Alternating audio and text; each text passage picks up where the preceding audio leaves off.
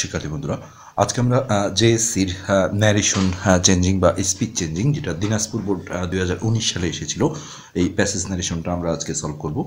তো এটা বাক্যটা ছিল যে my friend said to me. কখনো কখনো দেখো এইটাকে রিপোর্টেড স্পিচ বলা হয়, যেটা ইনভার্টেড কমার মধ্যে থাকে কোটেশন। এটা কখনো সামনেও দেয়, দিয়ে এই জিনিসটা হয়তো পরে থাকে। প্যাসেজ ন্যারেশনে এটা প্রায়ই ঘটে, আবার কখনো এটা সামনেই থাকে, সেটা সমস্যা না। তো এটা পরেই থাক আর আগেই থাক, এটা আমাকে আগে নিয়ে আসতে হবে। আর এই বাক্যটা দেখো ইন্টারোগেটিভ, অর্থাৎ প্রশ্নবোধক ছিল। তো আগের পার্টে আমরা যদিও দেখেছিলাম, তারপরে আমি আবার আজকে বলবো যে ইন্টারোগেটিভ। আর যেটা ভালো কথা যে ডিটাচ সেন্টেন্সের ন্যারেশন, যেটা আসলে প্যাসেজ ছাড়া, এগুলো আমি লিঙ্কগুলো দিয়ে দেবো, আমার এই চ্যানেলে ভিডিও করা আছে, এগুলো অবশ্যই আগে দেখে আসতে হয় প্যাসেজ ন্যারেশনের ক্ষেত্রে। তো যাই হোক, ইন্টারোগেটিভ সেন্টেন্সে সবসময় এই সেইডটাকে আক্সড করে দিতে হয়, এটা হলো এক নম্বর কথা। তো আমরা অ্যান্সার করছি মাই ফ্রেন্ড সেইডটা হয়ে যাবে আক্সড। আক্সড মানে কি? জিজ্ঞেস করা। তাহলে মাই ফ্রেন্ড আক্সড। আর এই রিপোর্টিং ভার্বটা যখনই আমরা তুলে দিই, যেমন টোল্ড বসাই অ্যাসার্টিভ সেন্টেন্সে, সেই জায়গায় এই টুটা কিন্তু উঠে যায়। তো মাই ফ্রেন্ড আক্সড মি হইল। আর ইন্টারোগেটিভ সেন্টেন্সে এই জায়গাটা দ্যাট ইউজ করা হয় অ্যাসার্টিভে, কিন্তু ইন্টারোগেটিভে কিন্তু দ্যাট ব্যবহার করা একেবারেই নিষেধ। সো এখানে আমাকে দেখতে হয়, যদি ডাব্লিউএস ওয়ার্ড দিয়ে কোশ্চেন থাকে তাহলে যে ডাব্লিউএস ওয়ার্ড থাকবে সেটাই বসাইতে হয়। আর ডাব্লিউএস ওয়ার্ড ছাড়া, অর্থাৎ can, could, may, might, should, would, যে কোনো auxiliary verb, do, did, does, am, is, are, মানে ডাব্লিউএস ওয়ার্ড ছাড়া যেটাই হবে সেইখানে আমাকে ইফ বসাইতে হয়। তো এখানে যেহেতু হোয়াইট একটা ডাব্লিউএস ওয়ার্ড, তবে এখানে একটা সচেতন হতে হবে, ইনভার্টেড কমার প্রথম অক্ষর কিন্তু বড় হাতের হয়, আর ছোট ডাব্লু আর বড় ডাব্লু কিন্তু একই, জাস্ট আকৃতির উপরই ছোট হাতের আর বড় হাতেরটা ডিপেন্ড করে। তো এইখানে হয়তো বড় করে দেওয়া থাকবে ডাব্লুটা, তোমাকে এইখানে কিন্তু একটু ছোট করে লিখতে হবে, যেহেতু এখন বড় হাতের অক্ষর এখানে হবে না, তাই না? এখন ইনভার্টেড কমা তো আমরা তুলে দিচ্ছি। তাহলে my friend asked me why. তো এখানে খুবই একটা সজাগ হইতে হয় যে আমরা ডিড হলে আমরা কি জানি? Past indefinite tense. সেক্ষেত্রে ন্যারেশনের ক্ষেত্রে নিয়ম কি? পাস্ট ইনডিফিনিট টেন্সকে চেঞ্জ করে পাস্ট পারফেক্ট টেন্স করতে হয়। এখন পাস্ট পারফেক্ট টেন্সের সাহায্যকারী ভার্ব হলো হ্যাড। তোমাদের ম্যাক্সিমাম এই জায়গাটা অনেকেই স্টুডেন্টরা ভুল করে যে এই ডাব্লিউএস ওয়ার্ডটা লেখার পরেই হ্যাডটা বসায়। একটা জিনিস মনে রাখবা যে ন্যারেশনের ক্ষেত্রে এই প্রদত্ত বাক্যটা যে সেন্টেন্সেরই হোক, ইন্টারোগেটিভ, ইম্প্যারেটিভ, অপটেটিভ, এক্সক্লেমেটরি, সবগুলোর অ্যান্সার কিন্তু অ্যাসার্টিভ সেন্টেন্স হয়ে যায়। আর অ্যাসার্টিভ সেন্টেন্সের গঠনে কখনো ডাব্লিউএস ওয়ার্ডের পরে অক্সিলারি বা সাহায্যকারী ভার্ব দেওয়া যায় না। অর্থাৎ এখানে ডাব্লিউএস ওয়ার্ড না থাকলে আমরা যে ইফ বা হোয়েদার ব্যবহার করি, সেক্ষেত্রেও যে নিয়ম, অর্থাৎ সেই ইফের পরে, অথবা ডাব্লিউএস ওয়ার্ড থাকলে আমরা যে ডাব্লিউএস ওয়ার্ড নেই সেই ডাব্লিউএস ওয়ার্ডের পরে আগে তোমরা সাবজেক্ট দিবা, তারপরে অক্সিলারি ভার্ব দিবা, তাহলে কখনো ভুল হবে না। তো হয় এখানে আমার বন্ধু আমাকে জিজ্ঞেস করেছিল, তুমি, তাই এই তুমিটা কিন্তু আমি। Why did you not attend my birthday party? তুমি কেন আমার জন্মদিনের উৎসবে আসনি? তো এই তুমিটা কিন্তু আসলে আমি। তাহলে এই হোয়াইয়ের পরে আমরা আগে হ্যাড না দিয়ে হোয়াই, তারপরে আই সাবজেক্টটা দেবো, আই। আর পাস্ট ইনডিফিনিটকে চেঞ্জ করে পাস্ট পারফেক্ট করতে হবে। সো পাস্ট পারফেক্টের গঠনে যেহেতু হ্যাড আছে, তাহলে হোয়াই আই হ্যাড, তারপরে আমরা নটটা দিলাম, হোয়াই আই হ্যাড নট। আর পারফেক্ট টেন্সে কী হয়? ভার্বের পাস্ট পার্টিসিপল ফর্ম হয়, তাহলে অ্যাটেন্ডের পাস্ট পার্টিসিপল ফর্ম হলো একটা ইডি যুক্ত হবে, অর্থাৎ অ্যাটেন্ডেড, ATTEN। এটা দেখে মনে হয় আসে পাস্ট, আসলে কিন্তু না, একটা ইডি লাগে। তো my friend asked me why I had not attended. তো বন্ধু বলেছিল মাই বার্থডে পার্টি, তাহলে সে বলেছিল আমার। এখন আমরা কি বলবো? তার, অর্থাৎ হিজ বার্থডে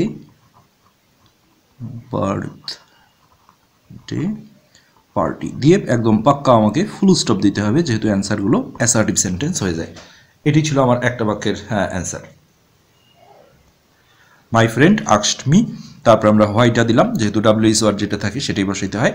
তারপরে আগে আমরা সাবজেক্ট দেবো। এখানে ডাব্লিউএস ওয়ার্ড ছাড়া কোশ্চেন হলেও আমরা এই জায়গাটা ইফ ব্যবহার করতাম, সেক্ষেত্রেও কিন্তু একই নিয়ম, যে ইফের পরে আগে সাবজেক্ট দেবো, তারপরে অক্সিলারি ভার্ব দেবো। আর এটা ডাব্লিউএস ওয়ার্ডের ক্ষেত্রে বেশি ভুল হয়, যেহেতু আমরা ছোটোবেলা থেকে আসলে ডাব্লিউএস ওয়ার্ডের পরে অক্সিলারি ভার্ব দিয়ে অভ্যস্ত, why had, why are you, এরকম। তো ন্যারেশনের ক্ষেত্রে এই জায়গাটায় সজাগ থাকতে হবে। আর পাস্ট পারফেক্ট টেন্সের গঠনে আমরা চলে গেলাম, তো একটা বাক্য হয়ে গেল। এখন আছে এখানে I was in Dhaka at that time. তো এটা কার কথা দেখো, একটু বুঝে দেখো। আছে, এখানে বলা আছে, অনেক সময় থাকে না, সেইড আই। এই আইটা ইনভার্টেড কমার বাইরে যখন দেখবা এটা আই আছে, তাহলে এটা কিন্তু আমার ক্ষেত্রে আমি যখন করছি এখন আমি নিজে, তুমি যখন করবা এটা আইটা তোমার নিজেকে ধরতে হবে। তো আমি বললাম, তো আমি আগেও বলেছিলাম যে এই অংশটা কখনো কখনো পরে থাকে, ইনভার্টেড কমার অংশটা রিপোর্টেড স্পিচটা আগে থাকে। এখানে যেটা ঘটেছে রিপোর্টেড স্পিচটা আগে দেওয়া হয়েছে আর সেইড আইটা পরে দেওয়া হয়েছে, কিন্তু ইনডাইরেক্ট করার সময় আমাদের এইটা থেকে আসতে হবে। আর কখনো যদি প্রশ্নের উত্তর হয় তাহলে এটা আমরা রিপ্লাইড দিয়ে করব, যদিও ওটা অ্যাসার্টিভ সেন্টেন্স, আমরা নর্মালি টোল্ড দিয়ে করি বা সেইড রেখে করি। তো I replied, R E P, reply বানান PLY, তাহলে ওয়াইটা উঠে গিয়ে IED হবে। আই রিপ্লাইড দ্যাট, যেহেতু অ্যাসার্টিভ সেন্টেন্স অবশ্যই দ্যাট বসাবো, কিন্তু ইন্টারোগেটিভ বা প্রশ্নবোধকে কোনো দ্যাট হয় না। তা আই রিপ্লাইড দ্যাট, হ্যাঁ এই আইটা কি আমি তো বলতেছিলাম যে আমি আই ওয়াজ ইন ঢাকা, আমি ঢাকায় ছিলাম, তো এখানে কিন্তু আইটা আই থাকবে। এই ইয়েগুলো পার্সনগুলো সাবজেক্টগুলো এগুলো কিন্তু একটু বোঝে, বাংলা করলেই বোঝা যায় যে আমি বলতেছি আমি ঢাকায় ছিলাম, তো আমিটা তো আমি হবে। আর একটা জিনিস খুব ভালো মনে রাখবা, সেটা হলো যে ন্যারেশনের ক্ষেত্রে এই রিপোর্টেড স্পিচের মধ্যে যদি অ্যামিজার প্রিন্সিপাল ভার্ব হিসেবে থাকে, এখন বলতে পারো কীভাবে বুঝবো প্রিন্সিপাল ভার্ব বা কীভাবে বুঝবো অক্সিলারি ভার্ব। সো এখানে যখন অ্যামিজার থাকবে তখন একটা প্রিন্সিপাল আর একটা ভার্ব থাকবে যেটা আইএনজি থাকবে, হ্যাঁ তখন আমরা বুঝবো যে ওই অ্যামিজার বলো আর ওয়াজওয়ার হলেও ওই আইএনজি থাকবে, সেক্ষেত্রে এটা সাহায্যকারী ভার্ব। কিন্তু যখন দেখবা যে অ্যামিজার ওয়াজওয়ার আছে অথচ আর কোনো মূল ভার্ব নেই, খাওয়া পড়া যাওয়া হওয়া, তখন কিন্তু এরা প্রিন্সিপাল ভার্বের কাজ করে। সো ন্যারেশনের ক্ষেত্রে অ্যামিজার যদি হচ্ছে যে প্রিন্সিপাল, যেমন এখানে যদি হতো আই অ্যাম ইন ঢাকা, তাহলে আমরা লিখতাম আই ওয়াজ ইন ঢাকা, মানে ওয়াজ ওয়ার আসতো এই সাবজেক্টের উপর ডিপেন্ড করে। আর যখন ওয়াজ ওয়ার থাকে তখন কিন্তু হ্যাড বিন করে দিতে হয়, এই জায়গাটা খুবই সজাগ হতে হবে, কেননা ওয়াজ যখন প্রিন্সিপাল ভার্বের কাজ করে ওয়াজ ওয়ার, তখন এটা পাস্ট ইনডিফিনিট টেন্স ধরা হয়। আর পাস্ট ইনডিফিনিটকে আমরা একটু আগেও দেখলাম পাস্ট পারফেক্ট টেন্সে পরিণত করতে হয়। সেক্ষেত্রে আমরা যে এইখানে হ্যাডটা দেবো, হ্যাঁ তারপরে মূল ভার্বের পাস্ট পার্টিসিপল ফর্ম লাগবে। এখানে অ্যাটেন্ড ছিল জন্য অ্যাটেন্ডেড আমরা করে দিয়েছি, মূল ভার্বটা ছিল, আর এখানে তো মূল ভার্ব নাই। সেক্ষেত্রে মূল ভার্ব না থাকলে একটা বি ভার্বের হেল্প নিয়ে করতে হয়, যে বি ভার্বের পাস্ট পার্টিসিপল ফর্ম হলো বিন। আর তোমরা শর্টকাটে এটা মনে রাখবা যে ন্যারেশনের ক্ষেত্রে রিপোর্টেড স্পিচের মধ্যে ওয়াজ ওয়ার প্রিন্সিপাল ভার্ব হিসেবে থাকলে ইনডাইরেক্ট করার সময় হ্যাড বিন বসাইতে হয়, আর অ্যামিজার থাকলে ওয়াজ ওয়ার বসাইতে হয়। তো I replied that I had been in Dhaka, Dhaka. যেমন আমরা দিস থাকলে দ্যাট বসাই, কিন্তু দ্যাটই থাকবে। অ্যাট দ্যাট মানে ওই সময়, অ্যাট দ্যাট টাইম। তো এই দুইটা বাক্য কিন্তু আমাদের হয়ে গেল। আচ্ছা, এখন আমরা এই বাক্যটি নিয়ে চিন্তা করব। I missed you so much said he, তো বলে দিচ্ছে যে এটা সে বলেছিল, সে বলতে বন্ধু। তো আমরা এখন এটা দেখব বাক্যটা কি আছে, অ্যাসার্টিভ সেন্টেন্স। সো ভুলেও হঠাৎ করে আক্সড জাতীয় কোনো কিছু আনা যাবে না। অ্যাসার্টিভ সেন্টেন্সগুলো আমরা টোল্ড ব্যবহার করে করতে পারি, কিন্তু টোল্ড দিলে আবার অবজেক্ট দিতে হয় যে কথাটা কাকে বললো। যেমন এখানে যদি আমরা সেইডটাকে টোল্ড করি তাহলে হি টোল্ড মি এইভাবে দিতে হবে। আর যদি তুমি সেইড রাখো তাহলে অবজেক্ট না আনলেও হয়, আবার যদি অবজেক্ট আনো তাহলে টু দিয়ে বলতে হবে, যেমন he said to me that.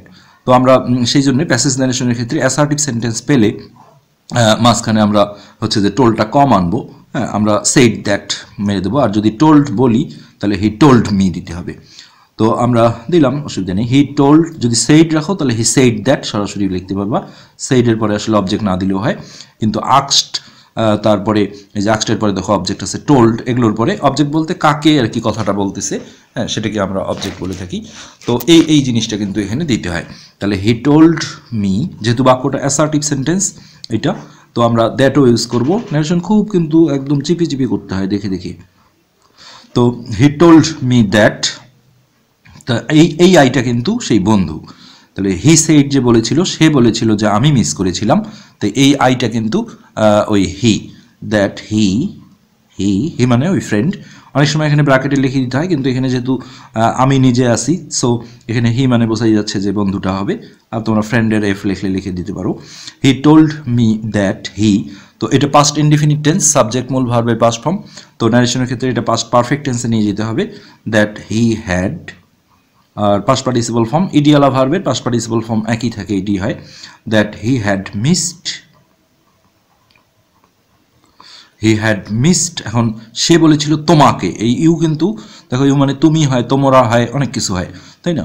আবার তোমাকে হয়, তোমাদেরকে হয়। তো আই মিসড ইউ, আমি তোমাকে মিস করেছিলাম। তাহলে এখন আমরা এটাকে কি বলবো? That he had missed me, আমাকে। খুব একদম বাংলা করে জিনিসটা ক্লিয়ার করতে হবে। হি হ্যাড মিসড মি, আর সো মাচ কোনো চেঞ্জ হবে না, সো মাচ। সো আমরা কিন্তু এইটুক ওকে করে ফেললাম। এখন এই বাক্যটায় আমরা আসি, take this gift please said I, এটা আমি বলছি। তো প্লিজ থাকলে একদম নির্ঘাত আমরা রিকোয়েস্ট দিয়ে করব, এটা ইম্পারেটিভ সেন্টেন্স। এখানে যদি প্লিজটা না থাকতো, হ্যাঁ, তাহলে তবুও ইম্পারেটিভ সেন্টেন্সই হতো। তখন আমরা হয়তো আদেশ উপদেশ অনুরোধ বোঝা না গেলে কিন্তু টোল ব্যবহার করে করতে পারি। যেমন ধরো এখানে প্লিজ নাই, তখন আমরা এটা করতে পারতাম I told him to take, এইভাবে। আর যখন প্লিজ থাকে, হ্যাঁ, তখন কিন্তু এটা রিকোয়েস্ট আনতেই হবে। তাহলে এটা কে বলছে? আমি। তাহলে আই যেহেতু প্লিজ আছে, আমরা রিকোয়েস্টেড দেব, R E Q U E S T E D. তাহলে আই রিকোয়েস্টেড হিম, একটা অবজেক্ট দিলে ভালো লাগে শুনতে। আই রিকোয়েস্টেড হিম। আর ইম্পারেটিভগুলো যখনই আমরা দেখব, লেটের হিসাবগুলো আলাদা, আমরা দেখিয়েছি আগের পার্টে, বা আমরা এই ভিডিও ডেসক্রিপশন বক্সে অনেক লিঙ্ক দিয়ে দেবো, সেখানে তোমরা দেখবে আলাদা আলাদা সেন্টেন্সের ন্যারেশন করা আছে আমার এই চ্যানেলে। তো এই মূল ভার্ব দিয়ে যখন ইম্পারেটিভ সেন্টেন্সগুলো শুরু হয়, তখন সামনে একটা টু বসাইতে হয়। তো I requested him to take মানে কি? নিতে। আমি তাকে রিকোয়েস্ট করলাম নিতে, টু টেক। এখানে একটা জরুরি কথা, যে দিস থাকলে যে দ্যাট হয়, হ্যাঁ, এটা খানিকটা সত্য আবার খানিকটা মিথ্যা। কেন? যে দিস যখন সময় রিলেটেড কিছু বোঝায়, যেমন দিস মর্নিং, এরকম সময়, হ্যাঁ, তখন এটাকে দ্যাট করে দিতে হয়। কিন্তু দিস বলো বা দিসের বহুবচন আছে যেটা দিস, THESE, অথবা দ্যাট অথবা দোজ, এগুলো যখন অ্যাডজেক্টিভ আকারে কাজ করে, অ্যাডজেক্টিভ মানে কি? কোনো একটা নাউনের ইমিডিয়েট আগে বসে। যেমন দিস রিং, এই আংটি, দিস গিফট, হ্যাঁ, এগুলো কিন্তু দ্যাট করা যায় না, এই জায়গাটা দা করে দিতে হয়। সেক্ষেত্রে দিস, দিস, দ্যাট, দোজ যেটাই থাক, এরকম পজিশনে থাকলে নাউনের আগে, এই জায়গাটা তখন আমরা দা ব্যবহার করব, দা। আর যদি দিস মর্নিং থাকতো, তাহলে দ্যাট মর্নিং, সময় রিলেটেড কিছু হলে। কিন্তু আবার দ্যাট, এখানে আমরা দেখেছি দ্যাট কিন্তু আবার দিস হবে না, তাই না? কিন্তু এই পজিশনে দ্যাট থাকলে এটা আমরা দাই করে দিতাম। কিন্তু এই যে এখানে আমরা যেটা করেছিলাম অ্যাট দ্যাট টাইম ছিল, এটা কিন্তু আবার দিস করা যাবে না। এটা কিন্তু সময় রিলেটেড ছিল, এই যে টাইম দেওয়া ছিল। তো কিন্তু দিস টাইম হলে আমরা এটাকে দ্যাট টাইম করে দিতাম, কিন্তু পিছন থেকে সামনে আসে না। যেমন ক্যান থাকলে কুড, কিন্তু কুড থাকলে কিন্তু কুডই বসাইতে হয়, সেরকম একটা থিম। আর এরকম কোনো নাউনের আগে যদি বসে যেখানে সময় বোঝাচ্ছে না, সেইখানে আমরা দা করে দেব। তো টু টেক দ্য গিফট, কিন্তু প্লিজটা আর আসবে না। প্লিজের বদলে কিন্তু আমরা রিকোয়েস্টেডটা নিয়ে ফেলেছি। তো হয়ে গেল এই পর্যন্ত। How nice it is said he. তো এটা দেখো এক্সক্লেমেটরি সেন্টেন্স। ন্যারেশন আসলে 5টা সেন্টেন্সেরই আছে, assertive, interrogative, imperative, optative, exclamatory. তো এই এক্সক্লেমেটরি সেন্টেন্সে যেটা করতে হয়, এটা সে বলল, তাহলে হি, তাহলে এটা কি? আনন্দ, বেদনা, এগুলো। তো আমরা এই ব্যাপারটার মধ্যে খুঁজবো, যে বোঝাই যাচ্ছে হাউ নাইস ইট ইজ, তার মানে কি? খুশি হয়ে বলছে। তাহলে হি এক্সক্লেইমড, এক্সক্লেইম মানে নর্মালি ব্যাখ্যা করা। এক্সক্লেমেটরিতে সবসময় আমরা এই ওয়ার্ডটাই ব্যবহার করব, রিপোর্টিং ভার্বটা। এক্সক্লেইমড উইথ, যদি আনন্দ হয় তাহলে জয় দেব, এক্সক্লেইমড উইথ জয়। আর এক্সক্লেমেটরি সব বাক্যে কিন্তু দ্যাট বসে। আর এটা যদি এলাস মানে যেটা দুঃখ জাতীয় কিছু বোঝাতো, তাহলে এই জায়গাটা আমরা সরো দিতাম, এক্সক্লেইমড উইথ সরো। আর যখন তুমি সুস্পষ্টভাবে হচ্ছে যে কিছুই বোঝা যাবে না যে আনন্দ নাকি বেদনা, তখন সরাসরি এক্সক্লেম দ্যাট বসিয়ে দিলেও হয়ে যায়। তাহলে he exclaimed with joy that, তাই সাবজেক্টটা হবে কি? It, that, it. আমরা ট্রান্সফরমেশনেও আছে এটা, এক্সক্লেমেটরি থেকে অ্যাসার্টিভ, সেইখানে কিন্তু আমরা টেন্স চেঞ্জ করি না। যদি এটা বলতো হাউ নাইস ইট ইজ দিয়ে যদি বলে অ্যাসার্টিভ করো, তখন আমরা কি করতাম? ইট ইজ ভেরি নাইস, মানে একটা ভেরি নিয়ে আসতে হয়। কিছু কিছু ওয়ার্ডে যেমন গ্রেট বসে, যেটা বোকা, ফুল, FWL, অল্প দু একটা ওয়ার্ড আছে, বেশিরভাগই ভেরি। কিন্তু সেখানে আমরা ইজটাকে কিন্তু চেঞ্জ করিনি। কিন্তু ন্যারেশনের ক্ষেত্রে যেহেতু টেন্সও চেঞ্জ হয়, তাহলে এখানে আরেকটা বাড়তি সমস্যা, যে ভেরি তো আসবেই, আর এখানে ওয়াজ আসবে। আগেও আমরা বলেছি যে এখানে দেখিয়েছিলাম যে ওয়াজ ওয়ার প্রিন্সিপাল ভার্ব হলে হ্যাড বিন বসাইতে হয়। আর তখনই কিন্তু বলেছিলাম অ্যামিজ আর যদি প্রিন্সিপাল ভার্ব হিসেবে থাকে, তাহলে ওয়াজ ওয়ার বসাইতে হয়। কীভাবে প্রিন্সিপাল ভার্ব চিনবো? যে এখানে কোনো মূল ভার্ব আর থাকবে না, অথচ অ্যামিজ আর আছে, সেক্ষেত্রে ওয়াজ ওয়ার বসাইতে হবে। ইটের সাথে যেহেতু ওয়াজ হয়, তো আমরা লিখব ইট ওয়াজ অবশ্যই তোমাকে ভেরি দিতে হবে। এক্সক্লেমেটরি থেকে যখনই আমরা, কারণ অ্যান্সারগুলো যেহেতু অ্যাসার্টিভ সেন্টেন্স হয়ে যায়, আগেই বলেছি ন্যারেশনের ক্ষেত্রে, তো নর্মালি ট্রান্সফরমেশনের ক্ষেত্রে এক্সক্লেমেটরিকে অ্যাসার্টিভ করতে গেলে ভেরি বসাইতে হয়। তাহলে ইট ওয়াজ ভেরি নাইস দিলে এই সলিড তোমার ন্যারেশনটা কিন্তু হয়ে গেল, তাই না? তো আমরা আজকে দিনাজপুর বোর্ড 2019 সালের ন্যারেশনটা করে ফেললাম। এরপরে আমরা পরবর্তী বোর্ড নিয়ে আবার আসবো। যারা চ্যানেলটা সাবস্ক্রাইব করনি সাবস্ক্রাইব করবে। আজকে পর্যন্তই, ধন্যবাদ।